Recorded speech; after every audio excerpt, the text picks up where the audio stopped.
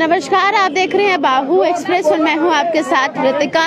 इस वक्त मैं त्रिकुटा नगर SBI बैंक के बाहर मौजूद हूं और कर्मचारियों की ओर से जो है वो आज हड़ताल का रास्ता अपनाया गया है, क्योंकि आप लोग जानते ही हैं कि बैंक्स को जो है वो उनका निजीकरण किया जा रहा है, यानी कि प्राइवेटाइजेशन की जा रही है बैंक्स की। उस चीज को लेकर जो है कर्मचारी बिल्कुल भी खुश नहीं है और लगातार आप लोगों ने देखा भी उनकी ओर से जो है आए दिन प्रदर्शन भी किया गया था, लेकिन उसके बावजूद भी उनकी मांगे पूरी नहीं हुई, जिसके बाद अब कर्मचारी जो है वो हड़ताल पर उतर आए हैं। यानी कि बैंक्स में जो है ये कर्मचारी काम करते हुए नजर नहीं आएंगे, जिस वजह से लोगों को तो है वो बिल्कुल सी जायज सी बात है, उनको इस चीज को लेकर परेशानियां जो है वो जरूर झेलनी पड़ेंगी, क्योंकि 2 दिन के लिए हड़ताल पर जो है वो ये कर्मचारी आ चुके हैं। 16 और 17 तारीख की जो है ये हड़ताल यहाँ पर चल रही है और आप लोग तस्वीरें जो है वो साफ तौर से देख रहे हैं कि प्राइवेटाइजेशन को लेकर जो है वो इन लोगों की ओर से आज हड़ताल की गई है और साफ तौर से मांग जो है वो की जा रही है कि जो प्राइवेटाइजेशन की जा रही है साफ तौर से नुकसान किया जा रहा है, तो ये प्राइवेटाइजेशन ना की जाए।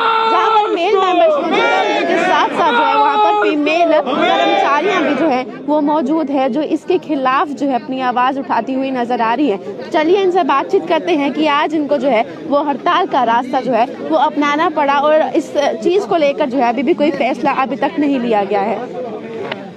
मेरा नाम हरिंदर अरोड़ा है, मैं यूनियन टेरिटरी J&K का आईबो का स्टेट सेक्रेटरी हूँ। आज हमारा जो विरोध है ये 2 दिन की हड़ताल है, आज और कल की। ये बैंकिंग जो अपना यूनाइटेड फोरम बैंक यूनियन जो कि एक अम्ब्रेला है 9 यूनियंस का, उसकी तरफ से कॉल दी गई है। हम जो बैंक जो प्राइवेटाइज होने जा रहे हैं सेंट्रल बैंक ऑफ इंडिया और IOB, जैसा कि आपको पता होगा बजट सेशन में फाइनेंस मिनिस्ट्री ने कहा था कि हम 2 बैंकों को प्राइवेटाइज करेंगे। तो अभी ये विंटर सेशन में इन्होंने कहा है कि 2 बैंकों का नाम लिए कि सेंट्रल बैंक ऑफ इंडिया और इंडियन ओवरसीज बैंक, इनको प्राइवेटाइज करेंगे।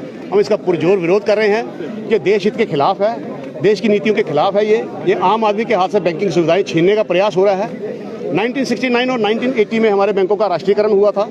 तब तक देश की हालत जो इतना अच्छा नहीं थी, इकोनॉमी इतनी अच्छी नहीं थी। हमारा रूरल जो एरिया था जिसमें मैक्सिमम पॉपुलेशन रहती है, हमारा एग्रीकल्चर है जिसमें सारा जो देश को पालते हैं किसान लोग, ये मनी लेंडर के क्लचेस में हुआ करते थे। आम जो दुकानदार, छोटे मोटे दुकानदार या फाइनेंस कंपनी से लोन लिया करते थे, इनके अपने टर्म्स होते थे, सूद बहुत ज़्यादा होता था। जब बैंकों का राष्ट्रीयकरण हुआ तो 32% आज की डेट में जो हमारी नेशनल बैंकों की ब्रांचेज हैं ये रूरल एरियाज में हैं। वहाँ पे हमने, आप देखिए रूरल की इकोनॉमी कैसे सुधरी हुई है, किसानों को लोन दिए हैं, ट्रैक्टर लोन है, सेल्फ हेल्प ग्रुप है, छोटे छोटे इंडस्ट्री वहाँ पे रूरल में लगी हैं, कॉर्पोरेट्स को भी लोन दिए हैं। यहाँ इकोनॉमी में हमने बहुत बड़ा रोल प्ले किया है। आज जो है ये मनी लेंडर के हाथों में फिर से बैंकिंग सुविधाएं जाने जा रही है, कॉर्पोरेट्स के हाथों में जाने जा रही हैं, जो कि आम आदमी के विरोध में है।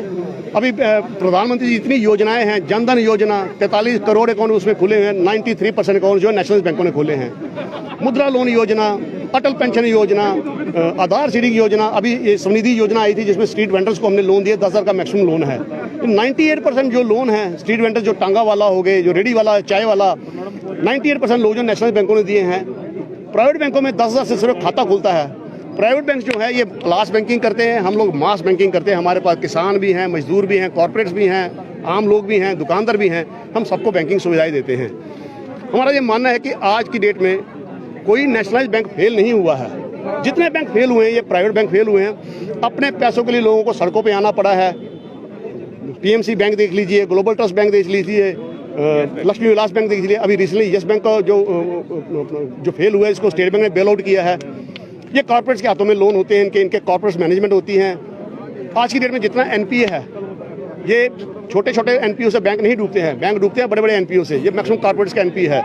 DHFL 1,25,000 crore, Videocon 42,000 crore, Bhushan steel 65,000 crore. अभी अनिल अंबानी के लोन देखिए, नीरव मोदी के देखिए, आलोक इंडस्ट्री देखिए, रोटोमैक पेन एक होता था 25,000 करोड़। इनसे कॉर्पोरेट से बैंक डूबते हैं।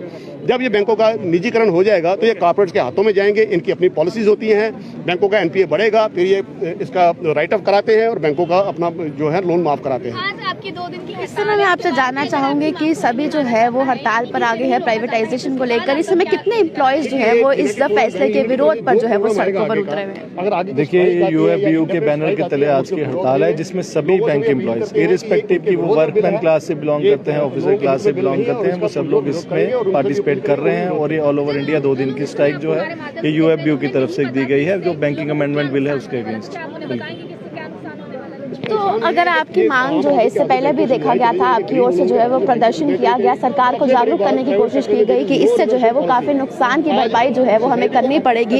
इस चीज को लेकर जो है वो सरकार ने कोई भी फैसला नहीं लिया और आपकी 16 और 17 तारीख को जो है वो स्ट्राइक रहेगी। तो इसके बाद आपका अगला कदम जो है वो क्या रहना है? देखिए, जैसे कि आपने अभी खुद बताया कि ये बिल जो है पार्लियामेंट में पेश होने वाला था, लेकिन अभी तक पेश नहीं किया गया। वो इसलिए कि इसके अगेंस्ट जो रेजिस्टेंस यूनियंस ने शो करी और नेशन को ये बताने की कोशिश की कि ये बिल्कुल भी देश के हित में नहीं है, ये मतलब कॉर्पोरेट ग्रीड है, ना कि नेशंस नीड है। ये बहुत इंपॉर्टेंट एक फैक्टर है जो एक नेशन को समझना है। और इसके अगेंस्ट हमारा यही है, अगर ये इसके अगेंस्ट आगे गवर्नमेंट कोई और एक्शन लेती है तो हमारा जो यूएफबीयू के बैनर के अंदर जो हमारी कॉल रहेगी, हम उसी का ऑनर करते हुए आगे जो अपने नेक्स्ट जो स्टेप है वो डिसाइड करेंगे। इस फैसले के खिलाफ आप इस समय जो है वो प्रदर्शन कर रहे हैं, हड़ताल भी कर रहे हैं, लेकिन जो एक कॉमन इंसान है जो बैंक की सुविधाओं का लाभ लेता है, इस चीज से उन पर कितना असर पड़ने वाला है? मैं अभी मतलब इस चीज़ पे मतलब यही आपको कहना चाह रहा था कि इसमें नेशन के जो कॉमन मैन है उसके लिए ये फैक्टर बहुत इंपॉर्टेंट है, क्योंकि वो शायद प्राइवेटाइजेशन को समझ नहीं पा रहा। इससे जैसे कि हमने एक अरोड़ा जी ने अभी एक बात बताई कि जैसे इसमें रिजर्वेशन पे बहुत बड़ा इम्पैक्ट पड़ेगा। जो हमारी प्राइवेट प्लेयर्स रहते हैं वो इसको ट्रीट नहीं करते, इसको प्रिविलेज नहीं मिलती जो रिजर्वेशन है। जैसे हमारे यहाँ SC ST रहते हैं, OBC है या इकोनॉमिकली वीकर सेक्शन है, उसके लिए जो PSUs हैं उसमें उनके लिए एम्प्लॉयमेंट के लिए हमारे पास एवेन्यूज रहते हैं जो कि प्राइवेट कंपनीज में नहीं रहते। उसके बाद जो बैंकों के पैसा है उसको जो 80% ऑफ नेशंस मनी है वो PSUs के पास है।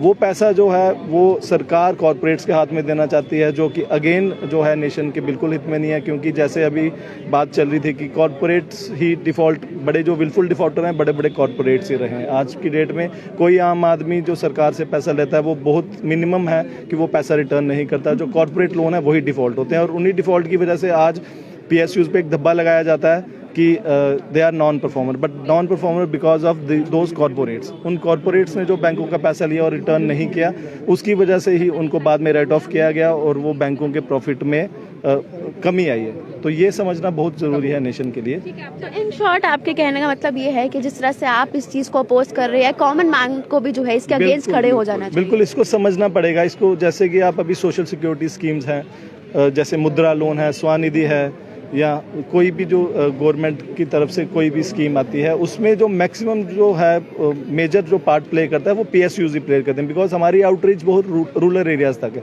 जहाँ पे प्राइवेट प्लेयर्स जाते ही नहीं है, प्राइवेट जो बैंक्स हैं वो काम ही नहीं कर रहे। हमारी आउटरीच उसी एक जो हमारे नेटवर्क को देखते हुए आज कॉर्पोरेट्स चाहते हैं कि हम उस प्लेटफॉर्म का यूज़ करें और अपना प्रॉफिट कमाएं। एक सबसे इंपॉर्टेंट चीज़ ये समझना ज़रूरी है कि जब भी कॉर्पोरेट लोन लेता है तो प्रॉफिट उसका रहता है, लेकिन जब अगर लॉस होगा तो वो बैंक का है, वो आम जनता का है। तो वही आम जनता का नुकसान ना हो, इसलिए आज हम अपनी तनख्वाह कटवा के आज और कल 2 दिन की स्ट्राइक पे हैं और आगे जो भी UFBU की आगे कॉल रहेगी उसके अगेंस्ट हम खड़े रहेंगे। तो साफ तौर से जो है आप लोगों ने सुना कि इस समय जो है ये समय आ चुका है जहां इन लोगों के साथ, इन कर्मचारियों के साथ जो है आम इंसान को भी उठकर जो है वो सामने आना चाहिए और इस प्राइवेटाइजेशन के अगेंस्ट जो है वो खड़े हो जाना चाहिए, क्योंकि 16 और 17 तारीख को जो है वो बैंक बंद रहने पड़ेगा। UFBU के तहत जो है वो 9 ब्रांचेस आती हैं जिन्होंने ये बंद की जो है वो हड़ताल की है, यानी कि 2 दिन जो है बैंक कर्मचारी हड़ताल पर रहेंगे इस प्राइवेटाइजेशन को लेकर। इससे पहले भी जम्मू में आपने इस चीज़ को लेकर प्रदर्शन जो है वो साफ तौर से देखा था, लेकिन सरकार इस चीज़ को लेकर जागरूक नहीं हो रही है और प्राइवेटाइजेशन के लिए जो है वो काम आगे बढ़ाया जा रहा है, ना कि इन लोगों की मांगे सुनी जा रही हैं। तो जितने भी लोग इस समय देख रहे हैं उन लोगों से भी कहूँगे कि इस चीज़ के अगेंस्ट जो है आप जाए, क्योंकि इस समय सोशल मीडिया का जो है वो काफ़ी ज़्यादा दौर है, जहाँ पर सोशल मीडिया को हम मिसयूज़ करते हैं उसको हम जो है वो अच्छे वे में यूटिलाइज भी कर सकते हैं। आप जितना ट्रेंडिंग होता है इस प्राइवेटाइजेशन को लेकर जो है वो करे, ताकि इस चीज़ को लेकर जो है सरकार अपनी नज़रें बना के रखे, ना कि नज़रें फेरे इस चीज़ को लेकर, और इन सब की मांगे जो है वो ज़रूर पूरी हो। अपनी राय कमेंट बॉक्स में रखना ना भूलिएगा और देखते रहिए बाहू एक्सप्रेस।